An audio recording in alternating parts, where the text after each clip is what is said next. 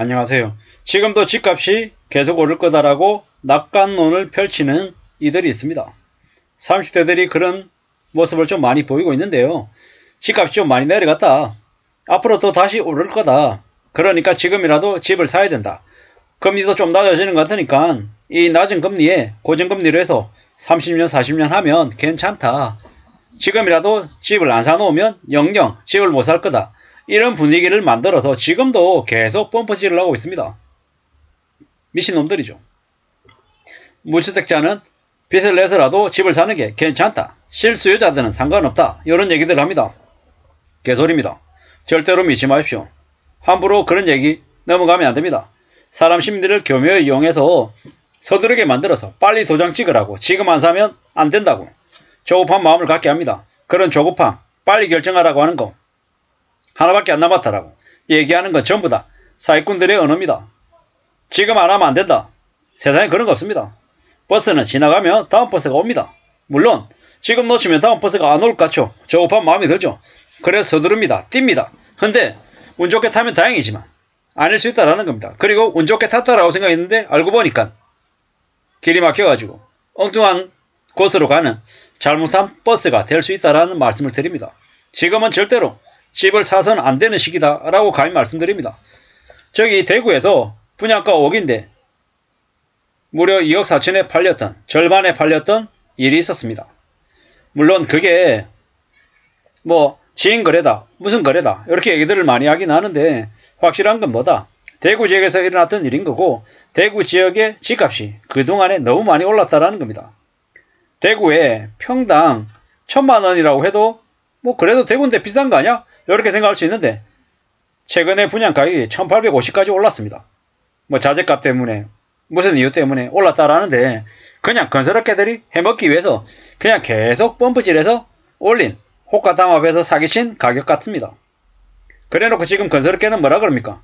정부에게 사줘야 된다고, 안 그러면 건설업계 무너진다고, 망한다고 그러죠.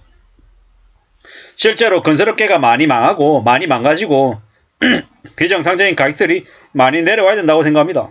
왜냐? 그래야지 청년들이 결혼도 하고 아이도 낳고 그러고 살죠. 지금의 나라에서 집값이 너무 말도 안 되게 비싸서 사람들이 부동산 말고 다른 것에 쓸 돈이 없습니다. 그게 현실입니다. 이게 뭔가 싶은 거죠.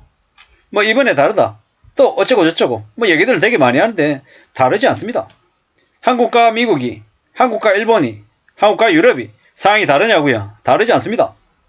대부분의 문제는 경제적인 문제인 거고, 국가가 나서서 건설업계를 비호하고 펌퍼질을 해서 가격을 올려서 사람들에게 부자가 된 것처럼 환상을 심어주고 소비를 일으키고, 그렇게 해서 또 내수를 떠받들고 이래저래 살아왔던 겁니다. 근데 서민들이, 보통 사람들이 지게 된 빚은 그 빚이 합쳐져서 그 나라 전체에 부담이 되고 또 소비를 위축시키고 경제를 몰락시키는 트리거가 된다라는 겁니다. 지금 대한민국의 출산율이 0.78명이라고 합니다. 왜 그 정도로 내려갔겠습니까? 앞으로 4년, 5년 지나면 출산율이 올라가겠습니까? 내려가겠습니까? 더 내려가죠. 지금의 시기에 아이를 2명 출산하는 가정이 애국자라는 소리를 들을 정도입니다. 아이, 한 명 낳아도 감지가 득지하죠. 결혼도 안 한 사람도 계속 늘어나는데요. 참 씁쓸한 게 초등학교에 한 반에 요즘에 한 반에 20명 있으면 엄청 많다 그럽니다. 12명, 10명인 학교도 많다고 하고요. 오죽하면 그의 임용고시 합격한 이들이 교사로 발령을 못 받는답니다.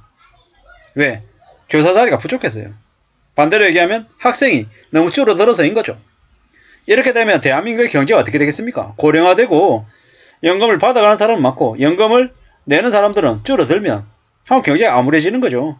고령화로 뭡니까? 의료보험 비용만 더 늘어나고 뭐 성장 동력, 뭐 나아질 수 있는 그런 것들이 없는 거잖아요. 중국이라고 하는 나라 우리가 우습게 봤는데 뭐 자율주행차가 움직이고 있고 경제적인 부분뿐만 아니라 과학적인 부분들도 되게 많이 우리를 앞질러 가고 있죠. 한국이 언제든지 추월당할 수 있는 입장이라는 거죠. 또한 지금의 윤석열 정부가 중국 때리기를 하고 중국을 등한시하다 보니까 한국 경제가 더 엉망으로 흘러가고 있죠. 대한민국 역사상 12개월 무역 적자에 있던 건 지금이 처음입니다. 이러한 상황들이 계속되고 있는데 집값이 오른다고요? 미친 생각이죠. 되돌아보십시오. 지난 5년 동안 소득이 2배가 올랐습니까? 아니죠. 근데 집값은 2배입니까? 서너 배가 올랐습니다. 서너 배, 5배 오르다가 지금 잠깐 주춤? 약간 내린 정도인 거죠. 근데 지금 가격에서 20%가 떨어지면 전세금을 못 돌려받는 비율이 40%가 넘는답니다. 이게 무슨 얘기입니까? 그동안 거품으로 이어온 사항들이 언제든지 이렇게 무너질 수 있다는 얘기입니다.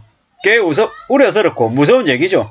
대한민국 부동산에 불패 신화가 없다가 아니라 없다인 거죠. 신화는 없다라는 겁니다. 불패 따위는 없습니다. 지난 IMF 때도 집값이 많이 내려갔었고요. 외환위기 때도 2008년 그 금융위기 때 또 많이 내려갔었고요. 앞으로도 어떻겠습니까? 앞으로 2026년, 2027년이 되면 집값이 내려갈까요? 안 내려갈까요? 내려갈 가능성이 매우 크다라고 저는 생각합니다. 더 심하게 내려가겠죠. 왜 내려가겠습니까? 사람들이 부동산 더 이상 사지 않고 시세 차익을 기대 못하게 되면 그때부터 속절없이 내려가겠다라는 겁니다. 이미 지금 감당 못할 빚 때문에 연체하다가 서서히 경매로 넘어오는 경우도 허다하다라고 합니다. 두고 보면 알겠죠. 6개월 지나고 1년 지나고 시중금리가 8%, 10%, 그 이상이 되고 사람들이 많이 무너지고 난리가 나면 점점 더 알아가겠죠. 확실한 건 뭐다? 윤석열 정부 끝날 때까지 집값이 천정부지로 올라가고 시의 차익을 보고 부동산 시장에 훈풍이 보는 일 따위는 없을 거다라는 겁니다. 일시적으로 잠시 잠깐 반등하는 것처럼 보일 수는 있겠죠. 그런데 결국에는 집값은 오른 만큼 혹은 오른 그 이상으로 하락폭을 보일 거다라고 생각합니다. 한국은 무서울 정도로 일본을 많이 닮아가고 있습니다. 일본의 1990년 초반에 했던 짓거리들을 지금 비슷하게 하고 있습니다. 더 최악인 것은 윤석열 정부가 아무런 전문성도 없는 검찰 출신의 자기의 측근들을 요소요소에 박아두다 보니까 한국 경제에 충격이 왔을 때 그를 대응할 수 있는 컨티전시 플랜, 대응 전략이 부재하다라는 겁니다. 대통령이라고 하는 놈이 딴소리하고 책임 안 지고 입 바른 소리하고 발뺌하고 외면하고 부인하고 거짓말하니 그 아래에 있는 이들이 어쩌겠습니까? 더 이상하고 더 심한 놈들인 거죠. 법무부 장관 한동훈 보십시오. 대체로 말장난하면서 저렇게 살아가고 있습니다. 그런 이들이 대한민국을 지금 현재 이끌어가고 있습니다. 그런데 집값이 오른다고요? 집값 오르는 따위는 기대하지 마십시오. 앞으로 저들이 집값을 지키려고 떠받들려고 하면 할수록 반대로 집값은 더 무서울 정도로 내려갈 겁니다. 우스갯소리로 다음에 민주당 정권을 만들어야 된다고 하죠. 왜? 집값 다시 올리려고요. 우스갯소리입니다. 근데 무서울 만치 그게 거짓말이 아닌 농담이 아닌 진담이 될지도 모르겠다라는 겁니다. 민주당 정부를 뽑자라는 얘기가 아니라 지금 정부 말고 다음 정부쯤 되면 어떤 식으로든 펌프질해서 집값을 다시 올릴 거고 실제로 그 여파가 집값을 다시 끌어올릴 것 같다라는 겁니다. 물론 이번 윤석열 정부 기간 내내는 하락세를 면치 못할 거고요. 아무쪼록 앞으로 어떻게 될지는 두고 보자고요. 이상입니다.